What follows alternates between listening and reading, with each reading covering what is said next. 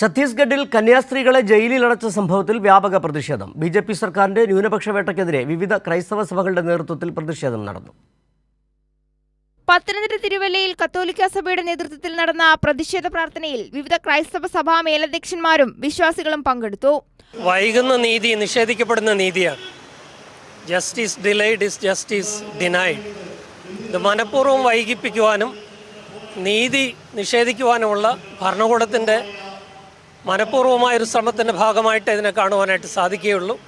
ജനാധിപത്യത്തിലും മതേതരത്വത്തിലും വിശ്വസിക്കുന്ന എല്ലാവരും അതുകൊണ്ട് ഒരുമിച്ച് നിന്ന് ആ മൂല്യങ്ങൾ സംരക്ഷിക്കുവാനായിട്ട് ഇതിനെതിരെ നിലപാടെടുക്കണം.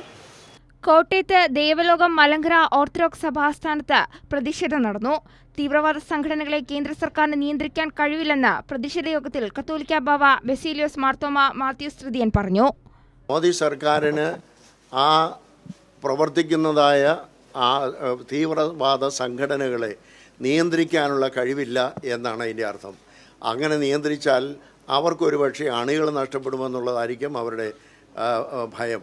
അതുകൊണ്ട് ഇതിന് ഇൻഡയറക്റ്റായിട്ട്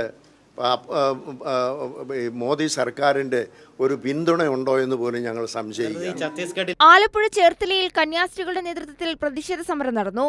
ബിജെപിക്കെതിരെ മുദ്രാവാക്യം വിളികളോടെയായിരുന്നു പ്രതിഷേധം. News desk Kairali news.